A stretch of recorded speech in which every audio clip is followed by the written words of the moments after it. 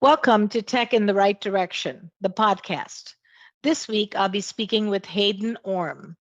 For over a decade, Hayden has supported top executives and teams at companies such as Partners Healthcare, Bright Cove Inc., Novartis, and McKesson. She most recently managed the office of the chairman and CEO of McKesson, a Fortune 5 company at the time. Now, as an entrepreneur herself, Hayden leverages her corporate experience and her unique get it factor. Her intuitive and pragmatic approach guides her clients to create sustainable growth and holistic success for their businesses and lives. Welcome to the show, Hayden. I'm so excited to have you on. Thank you, Jennifer. It's a pleasure to be here. Thanks for having me. Sure. Let's get started. So, Hayden, as a woman in tech, can you share with us your career journey and how you got to where you are today? Well, Jennifer, my journey has been very interesting. I started actually with a boating background, and a lot of people find this to be a bit of a surprise because I was on a professional boating trajectory. I'm actually a licensed master merchant mariner captain, and it wasn't until I broke and boating's a passion of mine, but I actually broke my foot in my early 20s and realized that I probably needed a real job with benefits because x-rays are a little expensive out of pocket. And that started my corporate journey. So I started working for the head of the Partners Healthcare AIDS Research Center, and I worked with him partnering on fundraising initiatives and supported him in all his initiatives and projects as his executive assistant. And from there, I moved to other companies such as Bright Cove. They were a small startup at the time. They're now the world's largest internet TV platform. I worked for Novartis in actually a few different departments and vaccines and diagnostics. And I was transferred from the Cambridge office to Emeryville, California, and worked out there for a while. And then I went to McKesson in San Francisco, and I started working there as the executive assistant to the CFO. And I was relocated back to the East Coast, where I'm originally from, to New Hampshire, and opened and ran the satellite office for the chairman and CEO.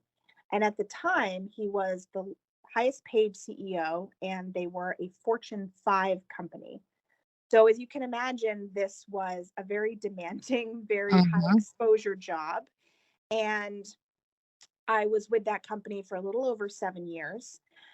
And it wasn't until he retired and I had the option to either relocate again or go my own way that I decided that I really actually wanted to exit corporate. I had been feeling for years that there must be something more. I was realizing I was operating in chronic burnout, and having that opportunity with severance to leave corporate was kind of a gift. At the time, it was very scary, but I decided that I really wanted to marry all of my experience and start my own company and help other entrepreneurs not just actualize their dream of entrepreneurship and owning a business, but do so in a way that is sustainable and honors who we are as people and business owners. So, really focusing on holistic success and balance, and taking that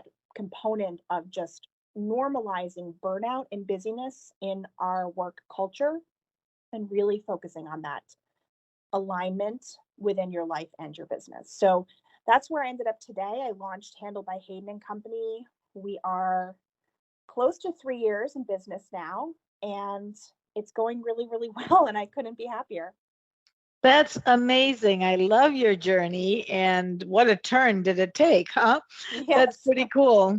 That's very cool. And I love the work that you're doing right now. And I know many of our listeners are entrepreneurs and business owners, so they can definitely relate to what you're saying.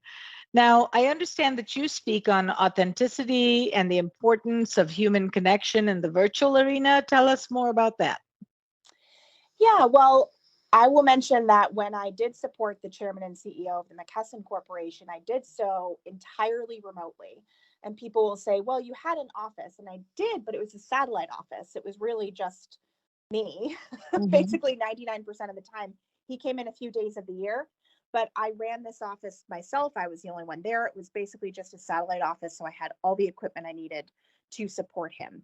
Mm-hmm. And so I had a lot of experience pre-COVID, Mm-hmm. really finding out the things that work well and don't work, and kind of best practices for remote support at that very high caliber level. Mm-hmm. And so it's a very nuanced approach working at that level virtually. Mm-hmm. And I love the quote that Oscar Wilde said. He said, "Be yourself, everyone else is taken." And I really like to focus on that with working with people to become more comfortable and confident in the virtual arena, because there's this sort of mentality of fitting in with social media and everything out there today. And actually, it's really the goal is to help support others in standing out and being their authentic selves in the virtual arena. That's when you shine the brightest, virtually or otherwise. And so working remotely absolutely adds a layer of complexity to developing and maintaining authentic human connections in our lives and our work.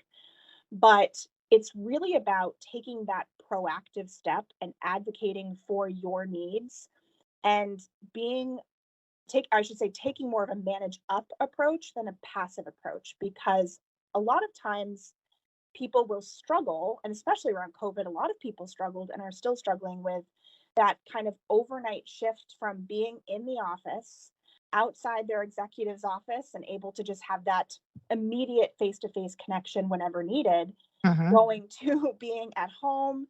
It's been very normalized, right? I mean, we'll be on a work meeting and someone's kid will run in, or the dog jumps up, or, for me, my cat jumps on my keyboard. And that's a very different shift from what we were all used to in an office, in a conference room. And so I think, especially with the pandemic, it has made the virtual workspace a little more humanized. We Mm-hmm. see each other's personal lives in a way that we didn't when we were in an office. Mm-hmm. Mm-hmm. So it might be intimidating for some, but when people can really speak up and advocate for what they need and make that extra effort to maintain and build that connection with either their client, their boss, whomever it is that they're working with, set up Zoom meetings, right? Technology has certainly made it so we can have that instant connection face to face or on the phone, or whatever it may be. But human connection is really an essential component of a successful working relationship, whatever that is. So we have a plethora of technological options to do this. And it's really made a difference in empowering people to be able to leverage this technology and step up and really take more ownership of their working relationships. Yeah, how timely was the start of your business 3 years ago? It was right at the pandemic time, and It was. that's when the whole world went virtual. So, I mean, we were in the training business, and we would get so much pushback from customers that said, no, we want to send people to your location. And we had locations, but we said, we can get the best of the best instructors virtually, and we can bring people from all over the country to give you insights and experiences that you wouldn't get in a classroom. And they always resisted it, and then over time with the pandemic, now it's just second nature. Now they're asking for it. It's so funny. That's great. Yes, that virtual connection, human connection, is so important. Yes, absolutely. So you truly understand the importance of balancing personal and professional with your intuitive, pragmatic, and compassionate approach. What are some of your best practices? Well, I was actually speaking with some of my staff about this the other day, because we really work hard internally in our company to Mhm. practice what we preach, so to speak, and really Mhm. model best practices and boundaries for our clients and for one another. So, something so simple but this is something I like to talk about a lot. Schedule send an email is a great tool. So we work really hard on, we actually have a boundaries and communications clause in our contract for employees and for clients. Mm. So that says that you are welcome to contact us at any point in working together. However, you can expect to receive a response between 9 a.m. and 5 p.m. local standard time, or by the next business day, the weekend or holiday, etc. So something that we like to practice is something as simple as schedule sending an email. And by that I mean, if you're on your computer and it's midnight and you're trying to catch up on some emails, which I'm guilty of as well, Mhm, mhm. occasionally, and I'm not going to send that email at midnight because I don't want to start setting the expectation for clients that they are going to be able to reach me at that hour. So I can send a lot of emails, but I will schedule send it to go out the next morning during business hours. So that's something that's just so basic, but it is supporting the boundaries that we work hard to set around maintaining that balance. And we don't want to tell our clients to do something that we're not practicing ourselves. I think that's a So great, great, great suggestion. It's a great best practice. I think I should practice that too. Because as a business owner, I mean, we work all the time. It seems like there's never a downtime. But this is really good. You can still work when it's good for you, but don't set the false expectation with your customer.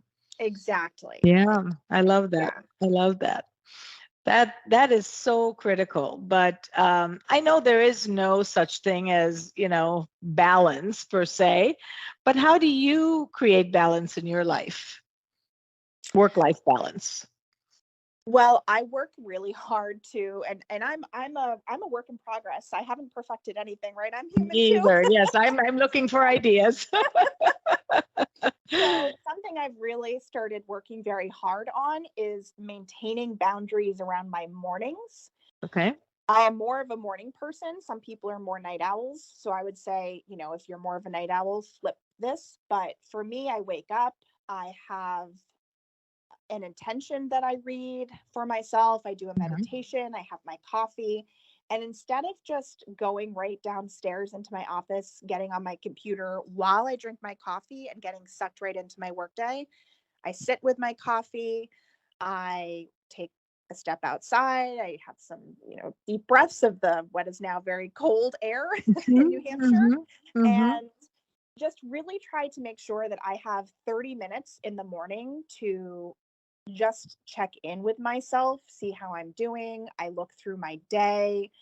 I kind of mentally walk through my day, set some intentions, and just have that morning routine, whatever it is, before I sit down at the computer. So you And don't touch your phone before any of this. I just want to ask. yeah, I actually, the first thing I do in the morning is I pick up my phone to read my intentions, Mhm, and then I put it away. I get in the mhm, shower. I might put on some music, but I work really hard. And again, I'm not perfect. Sometimes, I'll get a text from an employee and something will be happening I need mhm, to attend to promptly.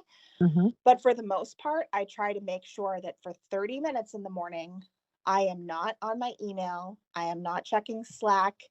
I am not in ClickUp. I'm not in any of the platforms that we use.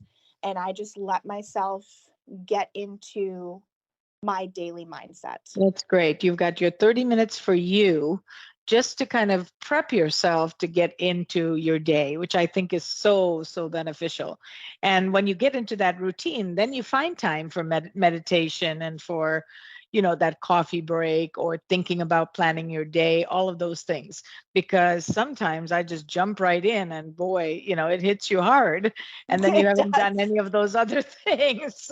So I'm going to try this routine, for 30 minutes every day. This will be great. So you Excellent.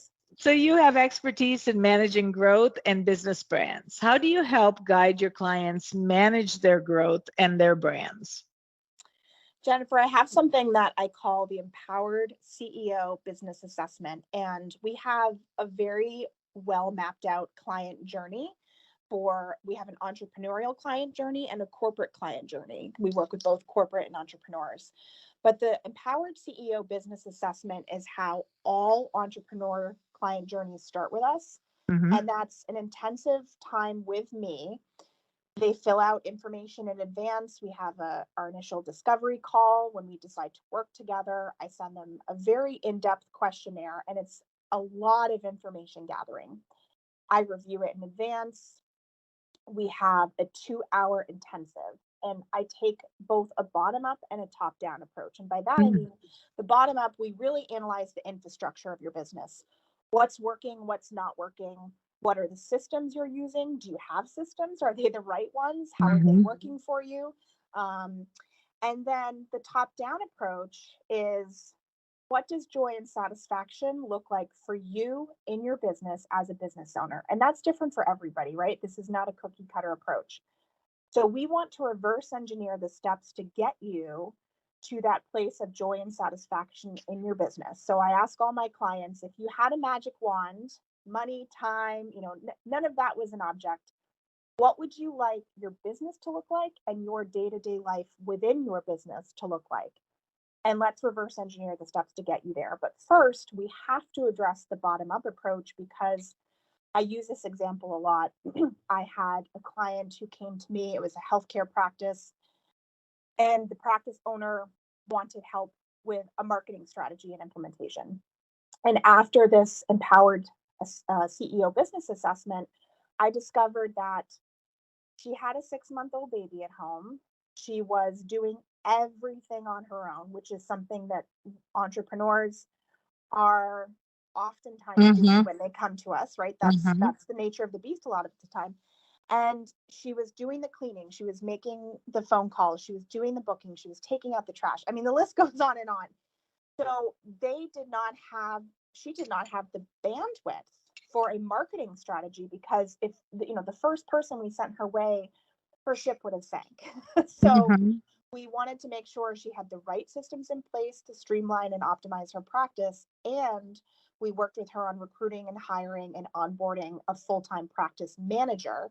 So she had that in-person support to greet clients, take the phone calls, make the bookings, do the insurance billing, all of that. And then we could really look at, okay, now you have the support in place, you have your systems in place, your infrastructure is shored up. We can look at that top-down approach of how to get you to that place of more joy and satisfaction in your business. You have the support you need, and we can also evaluate your marketing strategy and now implement that to help grow and scale your business. Wow, that's great. I think all entrepreneurs can use your help because there's always something in a business that's falling off the wheels, Yeah. So it's great. Great. All right. So you also believe in empowering your employees, which I love, as well as create a culture where everyone is celebrated, which again, I love that. So how do you accomplish this? This is not an easy task. Well, having worked for other people my whole life, one of the things that really was important to me was creating a company culture where people felt appreciated and could really shine in their respective zone of genius, doing what they do best and what they love. And so I have learned a lot over the last almost 3 years, but I've worked very, very hard to hire people who are not only passionate about what they do, but they absolutely love what they do. They have the experience that I'm looking for. We require at least 10 years or more supporting corporate C-suite executives for our executive assistants, and we need to have a lot of experience for our digital marketers and 6 and 7 figure brands, working with both corporate and entrepreneurs. So we bring on very top-notch, high caliber members. And for me, I want to ensure that I am retaining my talent. And so we acknowledge, it's all about the little things, in my opinion. We acknowledge their birthdays. One of their onboarding things they do is fill out a questionnaire with their appreciation languages, like your love languages. What are your appreciation languages? How do you feel uniquely appreciated and seen? I love that. We make sure that we implement that for their anniversaries, for their birthdays. And we actually send our employees just at random when they shine. Really, there's just something they knocked out of the park. We even send them a little gift. That's And nice. we really ensure we have an internal system we called Crudos instead of kudos, because we call them our crew members. And we recognize each other on a monthly basis for someone who did something really unique, or, like I said, really knocked it out of the park, or something that really made them shine. We are always trying to recognize and express appreciation just in our basic language internally. And we have found that is really resonating with our employees. I mean, I hear on a almost daily basis, "Thank you so much for appreciating me. I've never worked for a company like this. I've never felt seen. I've never had my ideas really listened to. I feel like I can spread my wings here." All of these things, and we do more, but that very simple thing, just showing your appreciation in both your communication and with tangible gifts. Some people would prefer to have a gift certificate to their favorite restaurant for a date night with their husband instead of flowers. And we want to make sure that we are showing appreciation in a way that resonates for that individual. I love that. And I do very, very similar things for my team, because I really believe it's the team that really is the success of the organization. And the culture you create is so important for growth and success and longevity with the employees. So I think that's really amazing, and you're doing some really great things. I love the appreciation languages. I have to learn about that. That's something new, but I love what you're doing. You're really connecting, again, that human connection, to say, what do you like? I want to customize this for you. I'm not going to do it just the same for everybody, because we're all different. Yes. Yeah. Thank you. Great. You also help companies become more efficient in their operations. Tell us more about your dream clients. Well, we work with service-based businesses. So I say we're industry agnostic. And we really like to work with high vibe, heart-centered, mission-driven executives and entrepreneurs and CEOs. We look for anyone from solo entrepreneurs up to large corporate C-suite executives. But our passion is really helping the entrepreneurs. So we look for growth-oriented businesses seeking to streamline and elevate not just their business, but their experience in their business on a day-to-day life. So we want to help them become more efficient in their operations and achieve sustainable, holistic success. So heart-centered entrepreneurs and corporate executives looking to have more work-life harmony and joy in their business, while also eliminating the overwhelm behind the scenes, and step out of being buried in their business so that they can work on their business are really the people we're looking for. So typically our entrepreneur clients are multi-six figures and up, and our corporate clients are individuals in the C-suite.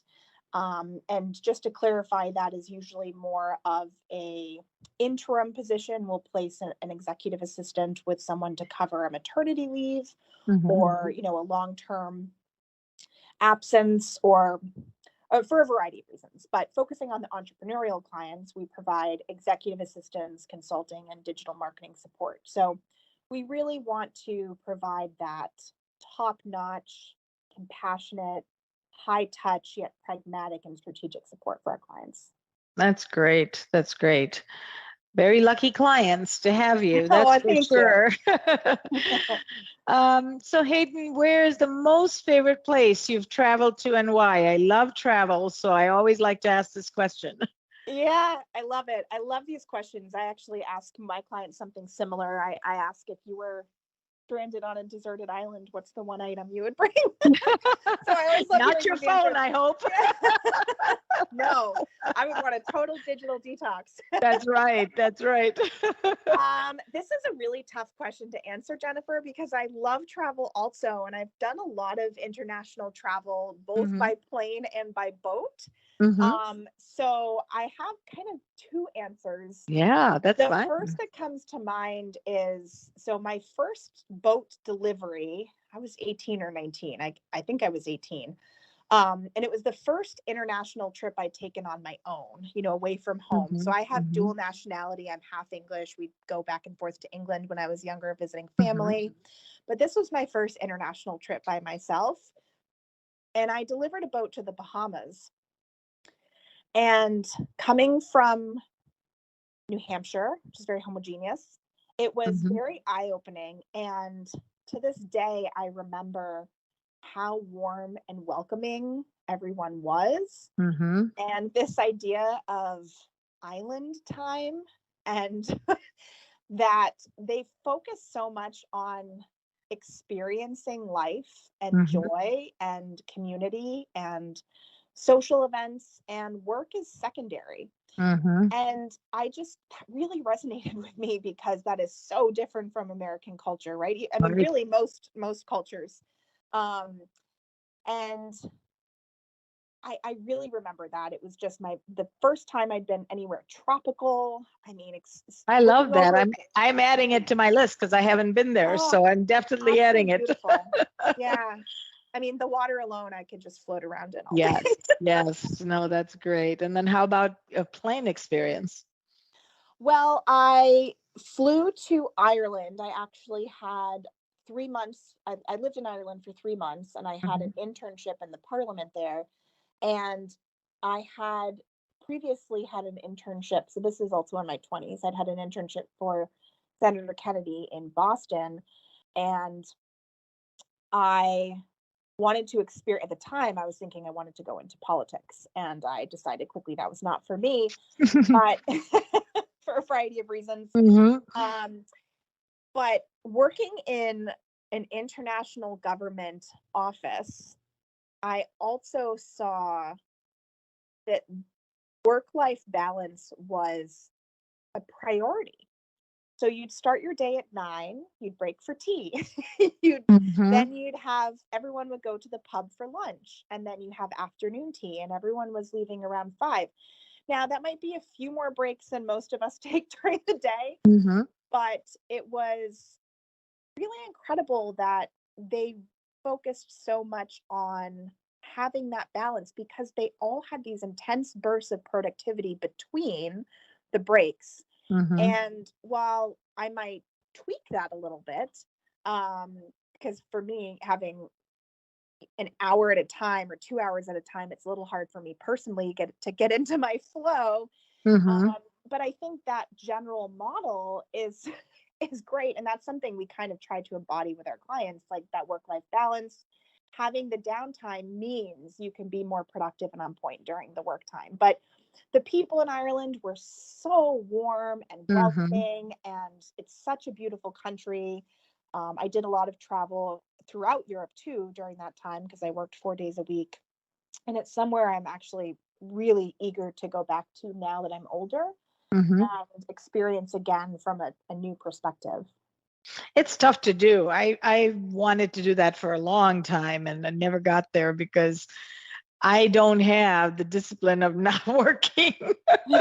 So everything you're saying is so important because you don't want burnout and you don't want to just have your complete identity be your business and that's it, right? Yes, You are a person, you have life outside of work. And I yes, think Europe does a really good job. When I was in Italy, same thing, they would stop for a nap in the middle of the afternoon and that was it. I know that's so foreign for us. Yeah, it's so different. It's like, oh my God, that it would ruin my whole day. Yeah, yeah, So, but they know how to do it. They do it right. And Ireland the same way. Warm welcome when I was there. It was just amazing. So I completely agree with you on just learning from different cultures, right? That's why we love travel because we always learn from somebody else and look at a different style of life that gives you eye-opening and looking at it from a different lens. It's really amazing. Absolutely. I couldn't agree more. Yeah, no, that's great. Well, Hayden, this has been an honor and a pleasure. I've really, really enjoyed our time together. Can you share with our listeners how they can get a hold of you? Absolutely. Well, likewise, Jennifer, it's been a pleasure and I appreciate the opportunity to join you. Yes. People can reach out to me either via our website, handledbyhayden.co. Okay. They can also email me directly, Hayden at handledbyhayden.co. They can reach out to us on social media. Our Instagram is at handled.by-Hayden. So really Google handled by Hayden and a lot of ways will come up to Great, reach great. out. And we'll put But that in the email or show website are notes the too. best. Yeah, great. Well, Hayden, again, a pleasure and an honor to have you. Thank you so much. Thank you, Jennifer. Thank you for listening to Tech in the Right Direction. Please take a minute to subscribe or follow so that you never miss an episode. Also, don't forget to like, share, and comment. Thank you. See you next week. From IT skill enhancements to end user adoption training, Directions Training is your resource to help optimize the effectiveness of your technology investments. Over 500,000 students have taken advantage of our wide selection of technology and business training solutions, covering the most popular applications today, such as Microsoft 365, Azure, Windows 10, and more. As a podcast listener, we invite you to take advantage of an exclusive offer. Receive 30 days of free access to our Microsoft official curriculum, on-demand courses for IT professionals or end users. Visit us at www.directionstraining.com/podcast to claim this offer today. Hurry, this offer is only available for a limited time. Success is a journey. Ask for directions.